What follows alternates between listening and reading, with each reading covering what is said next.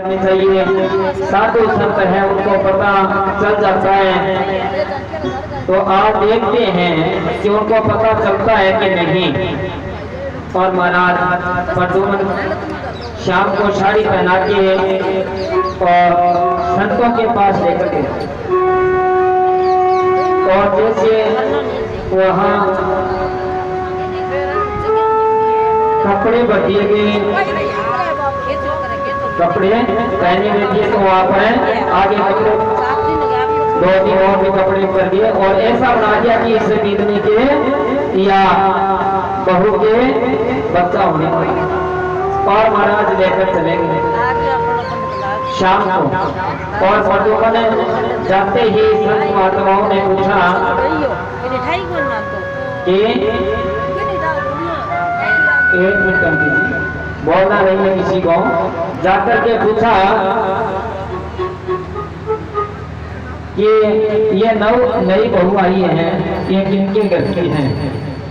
तो प्रदुमन ने कह दिया कि इनके लड़का होगी कि लड़की, महाराज ये बताइए आप। तो संतों ने कह दिया कि उसके लोग का मुश्किल पैदा होगा, और महाराज उस वस्त्र जो इनके किए हुए थे उनका मुश्किल बन गया लोग। अब लोग के मुश्किल को कहाँ रखे, ये तो बहुत कठिनाई होगी। और महाराज उसको गिराए तो कहाँ गिराए, तो चक्की में, और वह गए पूछने के लिए वासुदेव जी के पास, क्योंकि वासुदेव जी कौन है, दादाजी हैं उनके, श्याम के और प्रदुमन के।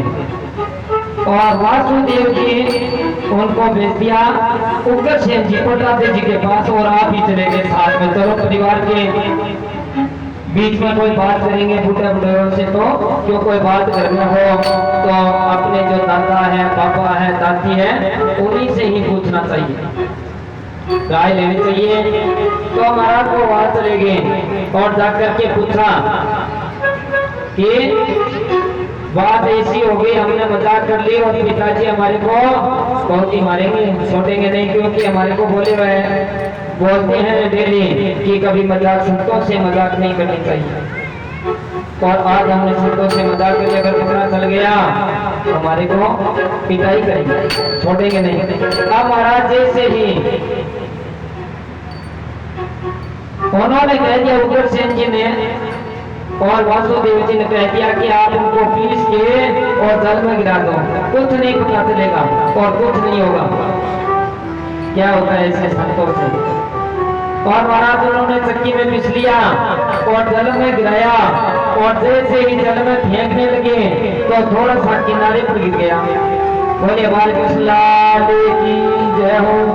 और किनारे पर गिरा थोड़ा सा चूर्ण जो उस मुसल का, और उससे एरिका नाम की घास उग कर आ गई, उस घास का नाम है एरिका, और वो हो गई। अब ये तो कोशियों को तो श्राप लगा हुआ था, गंधारी के 100 पुत्र थे, और तब गंधारी ने श्राप दिया क्योंकि 100 पुत्रों का उनका मार दिया गया। तो गंधारी ने कहा था कि एक दिन तेरा भी ये वर्ष है वो खत्म हो जाएगा जैसा मेरा वर्ष खत्म हुआ। बोले बालकृष्ण लाल की जय हो। अब महाराज वो समय आ गया। अब यदुवंशी में लड़ने लगे, अस्त्र शस्त्र सब खत्म हो गए। बलराम जी ने कहा कृष्ण क्या बात है, ऐसा क्या हो रहा है, उसको रोको आप। बोले भैया ये तो अंत में होना ही है, होना ही ऐसा ही है। तो एक का नाम की घास थी, उसको उपाड़नी पटली मान लो, और पटके जैसे आपसे मैं उस घास से लड़ाई करने लगी, और थोड़ा सा ही घास का तिनका एक समुद्र था उसमें गिर गया, और उसमें मछली थी, उस मछली ने वो खा लिया, और खा लिया तो उन मछली को मार दिया, और जो बाण की नोका होती है उसके आगे मछली को लगा लिया। अब भगवान बलराम जी ने कहा कि भैया मेरा तो इसमें कोई दोष नहीं है, भगवान सुखदेव जी महाराज कहते हैं परीक्षित आप आज 7 दिनों 7वां दिन और 7 दिनों में मैंने कथा 7 दिनों की आपको कथा सुनाई है। सुखदेव जी महाराज परीक्षित जी को सुना रहे हैं कथा और कह रहे हैं और आज 7वां दिन है और 8वें दिन आपकी मृत्यु है और मोक्ष भी है।